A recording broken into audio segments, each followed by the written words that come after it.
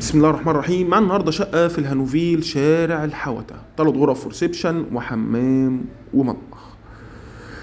فيها عداد غاز، فيها عداد ميه خاص بالشقه. الكهرباء متقدم عليه على التركيب على طول. العماره كلها فيها عدادات كهرباء. طبعا واجهه الشقه يا جماعه بحري، شقه غير مجروحه.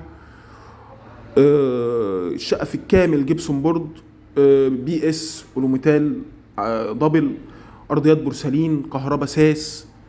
الفينش بتاعها الكهرباء الداخليه سويدي، السباكه بتاعتنا الماني وهنبص عليها دلوقتي. طبعا توزيعة الشقه وتوزيعة الكهرباء فيها والتقسيمه بتاعتها بسم الله ما شاء الله جميله، حاجه فيها خصوصيه. الشقه دي على السكن على طول، مش هتصرف فيها حاجه. يبقى احنا شفنا ريسبشن، شفنا اوضه. دي كده عندي اول اوضه هنشوفها. طبعا مش هتصرف في الشقه اي حاجه، والاوضه منظمه زي ما حضرتك شايف. الخشب بتاع الشقه الاوض عموله 2 بوصه. دي الاوضه الثانيه. يبقى انا عندي كده اوضتين شفتهم تمام، وفي اوضه هشوفها قد الاوضتين ان شاء الله. يبقى انا كده عندي اوضتين شفتهم وريسبشن، والحمام تشطيبه الترا لوكس، حمام في الكامل كليوباترا.